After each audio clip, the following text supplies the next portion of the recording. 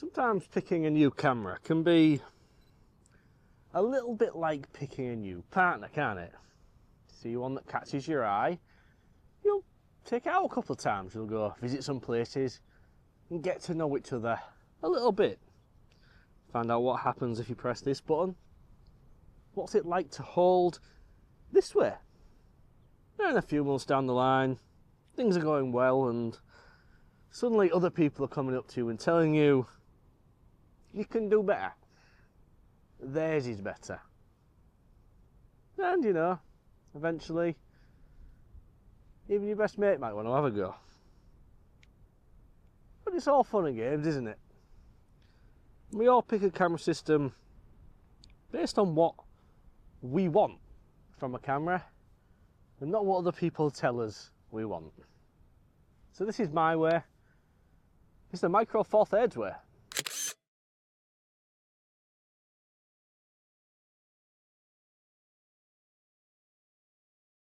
So that first photograph I've just shown you was taken with one of my Micro Four Thirds camera. It's got a little party trick there. It's a high resolution shooting mode. So you just saw an 80 megapixel RAW file taken with a 20 megapixel sensor. It's an absolutely fantastic tool for landscape photography. Now when you use on a little bit more resolution, squeeze out another stop of dynamic range. Not that this scene in particular really needs that, but I just thought it'd be fun just to start with a little party trick from OM system. None of this neural upscaling from Canon. This is all done in camera. You know, it's so blooming annoying when you want to do a little bit long exposure photography. You know, you've seen something that you think might work as a long exposure, and you go to your camera bag and you've left your filters at home. It's really annoying. Not for me, because I'm going to take a long exposure photograph using the camera's inbuilt live ND filters. 7 stops, down at f10. Let's see what we can create. So this telegraph pole here, I think it's a telegraph pole. It could be more power related looking at it, but it's going to be the subject of the long exposure photograph that I want to take using the live ND in the camera. I'm roughly in the same place as before. The camera's just been spun vertically just to get it all in there. Now the wind is blowing from directly behind you, which should be pushing the clouds in the opposite direction. There's some texture and some patterns and some gaps in the clouds, which over a few seconds, with the wind strength up there, should look really quite fun on the camera.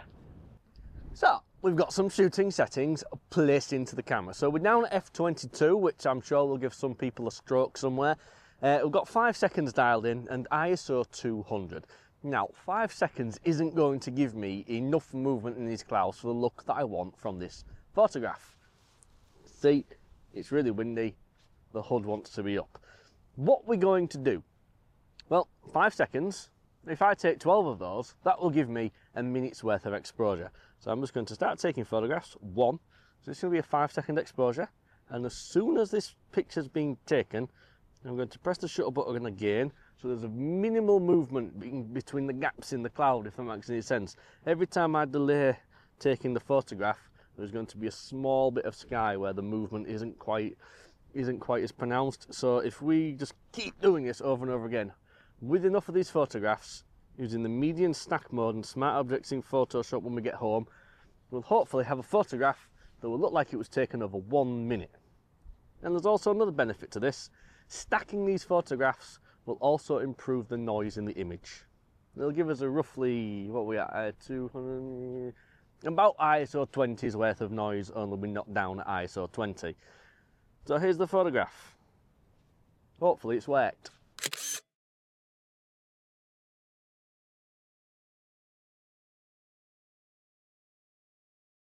So I still remember my first date with a Micro Four Thirds camera, and I'd be curious to know what you guys who watch me are actually shooting with. So why not drop a comment down below and just share your story with everybody else? It'd be kind of fun to see it.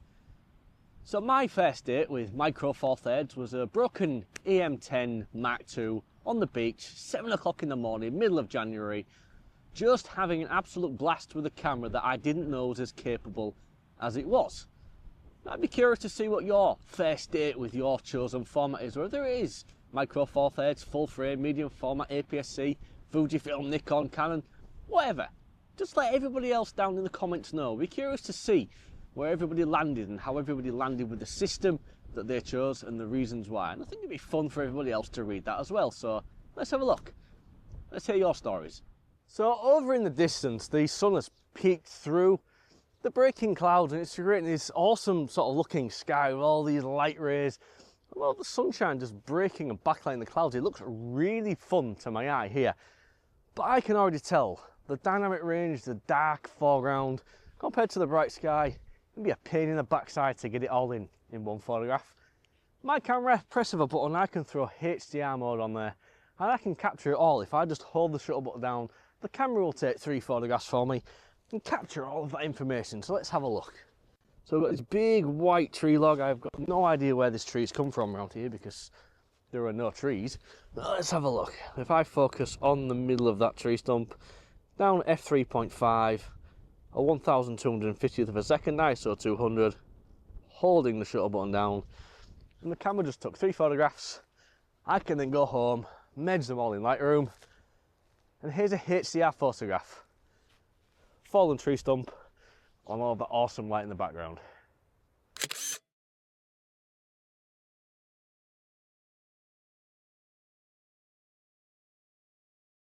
There's just some really awesome sunset light just going off over in the distance. I can see all of the industrial works and Grimsby and Cleethorpes at the other side of the River Humber. Well, they're just all illuminated in, well, God rays and shadows and backlighting. It looks awesome. I'm trying to work out if I want to do a panorama here, which I think I do, and it's also going to be a HDR panorama. So we're going to test the image stabilization and the HDR mode all at the same time. Wish me luck. Let's have a look. So HDR mode is on. I've still got the plastic fantastic on. Let's look at a focal length. Spin the cap round, it helps. Right, so 40mm, 80mm full frame equivalent. Let's go, f4.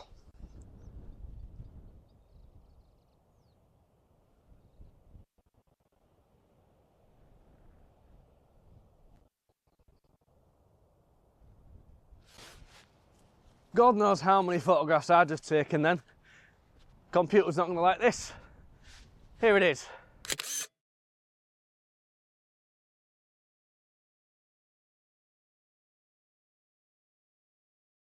This is why it's important to me to use a camera that you know intuitively and inside out.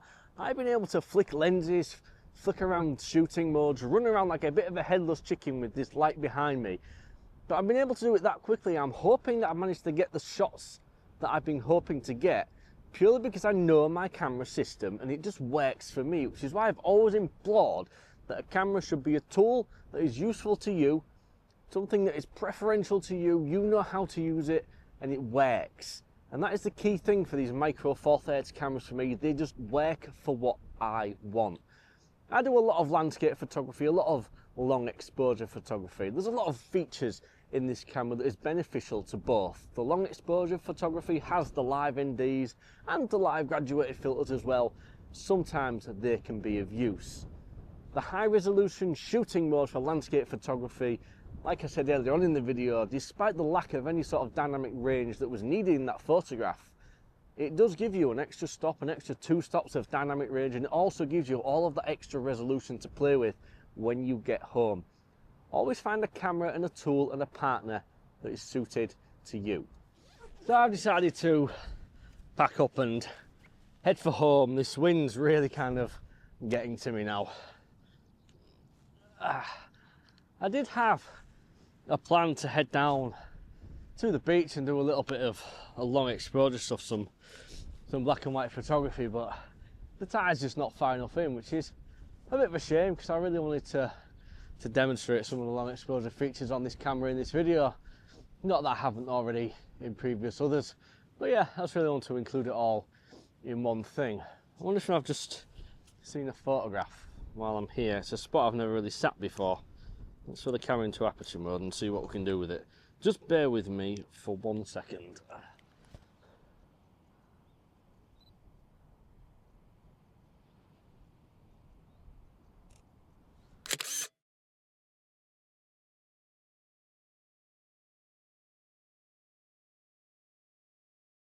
So thank you very much for watching today's video. If you have enjoyed it, please do give it a thumbs up and like it. It really does help the video and it brings new viewers to see my content. And if you're seeing me for the very first time, why not drop me a subscribe down below and you see more Micro Four Thirds nonsense every single week.